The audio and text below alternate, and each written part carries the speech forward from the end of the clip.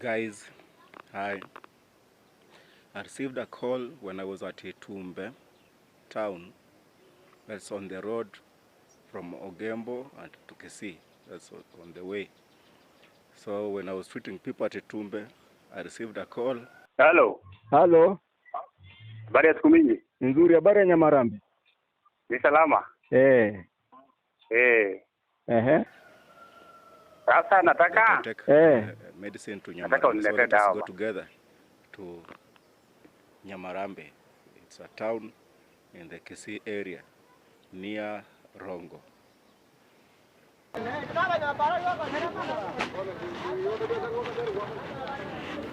Usually I use the bicycle in a distance of around 10 kilometers. Nyamarambe is not that far, it's around actually that 10 kilometers, but today it is cloudy and I think I didn't need to use a bicycle for the day. So this is where I park. If the distance is long, I usually park the bicycle somewhere, then take a vehicle. Like here I'm going to take this. In Kenya it's called matatu, or a minivan, which will take me to Nyamarambe. The price is around $0.5, so it's just $0.50. You can ride in it. It's pretty empty, so you have to wait till it's full. So the vehicle is empty at this point. It's on a Sunday morning, and it's actually during the Easter holidays. So there are not many people, and the vehicle had to leave after about maybe 30 minutes. People are not coming. This where we are right now is where we call Nyansembe. I used to live here some time back. So we are on the way. The vehicle is still almost empty. Maybe we are around 4 people in the vehicle. The vehicle can carry 14 people, but in Kenya, the rule says that people should be around 14 people, but the vehicle is usually packed even to 25 people. So along the way, people were getting out from church, and the vehicle was eventually really full. So you can see people hanging now on the door. The vehicle is completely full. There were people on the way. So we picked so many people. So it is a journey of start and stop, picking people, dropping people, picking passengers. So the vehicle is already full, but we will see people, even more people getting added. This is the conductor of the vehicle, the guy who you can see there is the conductor. You can see him holding money. So inside we are just chilled. The vehicle is a little bit rattly. It's an old vehicle. It is full, but people will keep on adding. No, it doesn't matter if it is a woman or a man. Even women will hang on the door, because inside you are completely packed. So you can see the lady going in. It's a normal thing in Kenya, though when the people that are using this, the owners of this vehicle, the drivers, will usually avoid meeting the police. So because it is breaking the law, but they need money. So we had also to stop for fueling. We have just arrived in Nyamarambe. A journey that would have taken around 10 minutes eventually took us around 1 hour. It is pick and stop, fueling the vehicle and so on. So this is Nyamarambe, where I'm going to see a customer, a long-term customer actually. You have seen somebody just jump without the vehicle stopping. So that it's just normal in most places in Kenya. So Nyamarambe is in Kisii area. So I've just arrived. I'm excusing myself out of the vehicle. Yes, I'm going out, and in a minute you will see how Nyamarambe looks like. So as I exit, some other people are boarding. So this is the vehicle. It is going to Kisii town. So Kisii town from where I am is around maybe 20 kilometers. It's a little bit far, a little bit further, but I've just traveled around 10 kilometers where I've just alighted. So you can see Nyamarambe how it looks like. It is a town. It's a town center actually, and has a level 3 hospital which is right in front of us. That's where I went when I broke my shoulder in one of my videos, in the earlier videos. You can go and watch. So there is a risk that the rain will catch me before I arrive, because I have to walk for a distance of around 200 meters or 300 meters on these roads. So I'm still on the way. This is how the road looks like.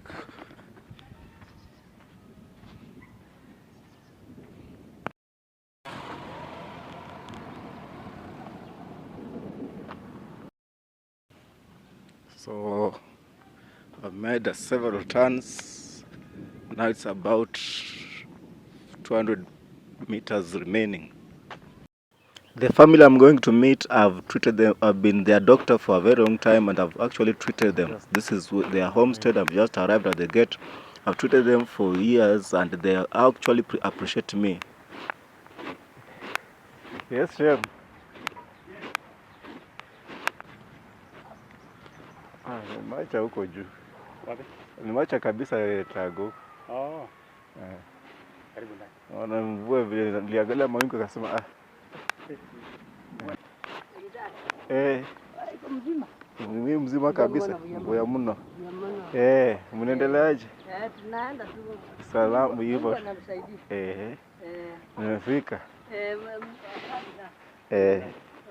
Oh. So this is her house, and he is his grandson. He has a wife and children, so he helps her. You know, she's old, and he's the only person who helps her in many ways. I've been treating this family. Whatever sickness they feel like, they don't go to hospital. They actually trust me. They have been using hospital drugs, but to no avail. So I've arrived, and as a tradition in Africa, when a visitor comes, you give them some food. So I was given some sweet bananas, which I like, very nice, a lot of potassium, very good for the bones, and etc., and very good for a cyclist. If you don't know, you go and try. Eat bananas, they actually rejuvenate you. So the rest is, we are just talking about issues.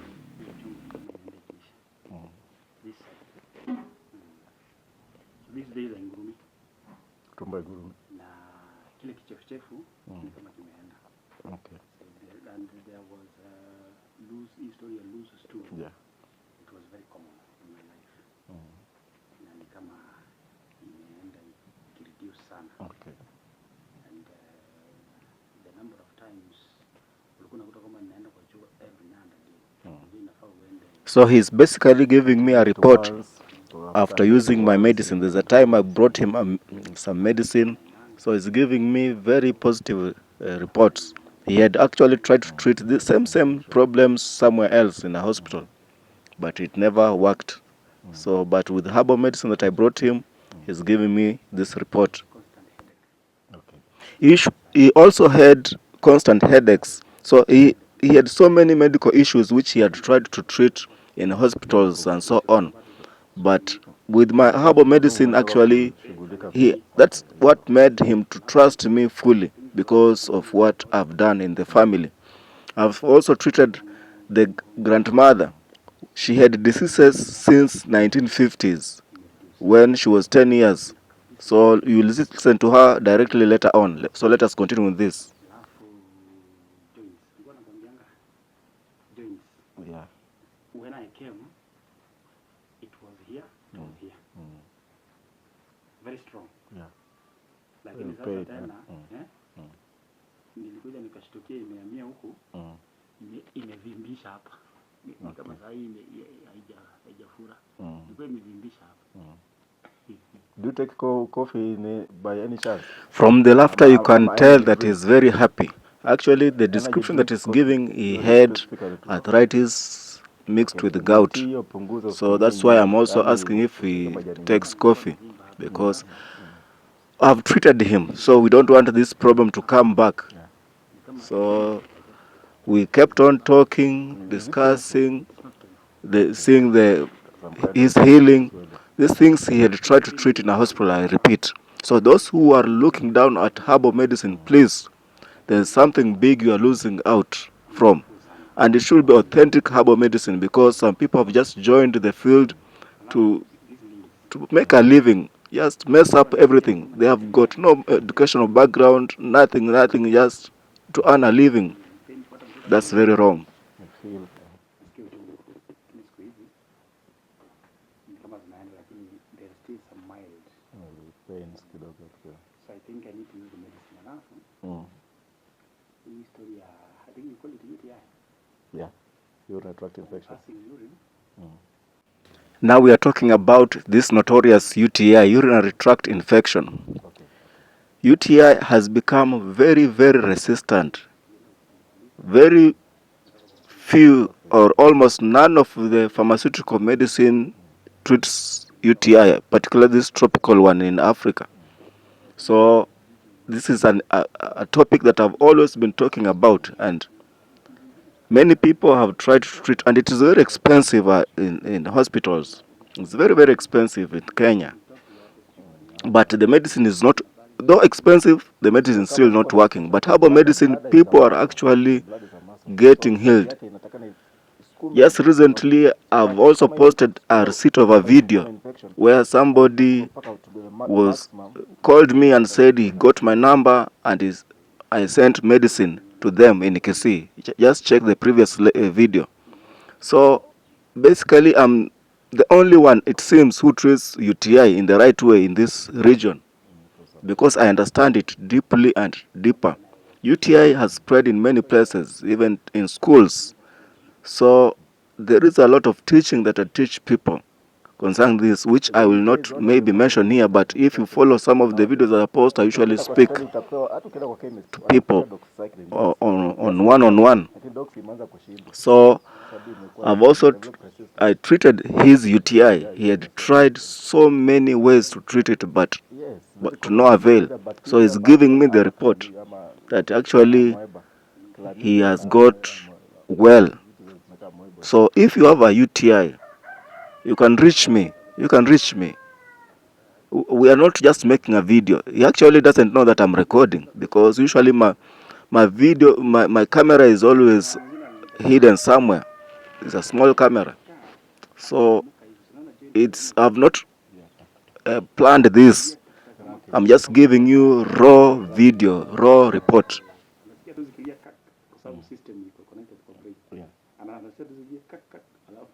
Now we are back discussing about joint problems, arthritis, so early stages and so on. He's actually trying to describe what we call crepitus noise.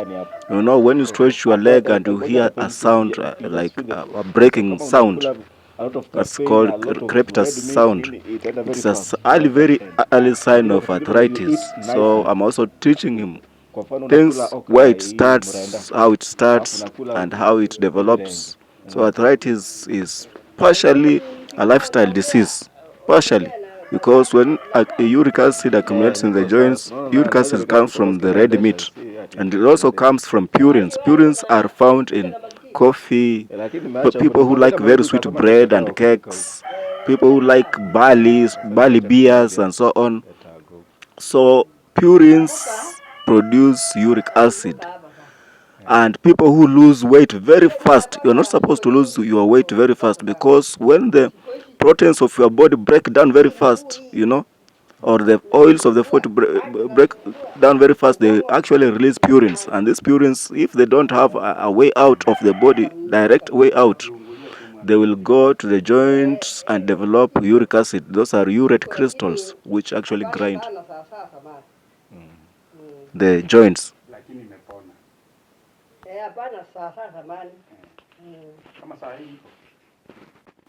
So his grandmother joined us, and we are now talking about her. She says that she used to be very sick long time ago, before I started giving her medicine, or before she knew me. So right now she has been cured. She's describing the heartburn that she has been almost lifelong. Hii kiungulia hii kilianza mimi kama mimi niko na miaka 10. Tunasikia nikimlia zamani. Kutoka mwaka mshini nilikuwa na miaka 10. Kilinianza siku hiyo. Nilikuwa nakula sasa hii viazi ya kienyeji. Nilikula ile bana iko moto. Nataweka paka damu. So, okay. So, unaziona tu unazielewa. So after talking with her, she has discovered so many diseases, and now I want to treat the very few that are remaining. She also tried to treat this same medicine problems using pharmaceutical medicine, but nothing happened. So she truly trusts in my herbal medicine. Here, this is what happens. This friend of mine, I will call him now a friend, because he's my customer, a long-term customer. He understands my herbal medicine. I've been treating him. Now he knows which medicine to pick. He just knows, you know. That's how familiar he has. He has got no background on herbal medicine, nothing whatsoever. He's a driver. So now he's picking his favorite medicine, and maybe if there's something new, then I will tell him what medicine to take. He understands. That's what you end up with friendship. You treat people, they get cured, you become big friends. Now they rely on you. So this, when I make a call onto people's homes, it's because they actually trust me. They know this medicine. They understand I'm honest, and I do my work religiously. We are only 3 of us in this house, the grandmother, him and me. And he's using a spotlight because it's dark inside, and we could not go outside because the weather has actually changed outside there, almost raining. So we just have to do with this, and there's no electricity in this house. They use solar panel, and the clouds are, you know what clouds do to solar panels. So after giving him his medicine, I'm on my way out. We make a small chit chat outside, and the discussion never ends, because when you find somebody who has big knowledge about herbal medicine, you want to actually share as much knowledge from him as possible. So that we talked for a very long time. Where we're standing, we talked for a very long time, talking about this issue and that. I treat this family and the neighbors too. So it's not only him that I treat, but I don't divulge the information about other neighbors. So after that, I boarded a vehicle where I had alighted earlier on, and I was on my way back home, or back to Etago. It is actually outside there, it's actually raining. You might wonder, why was my customer very dirty? He was actually tending his animals. You know, he was feeding animals, so that is his attire for work.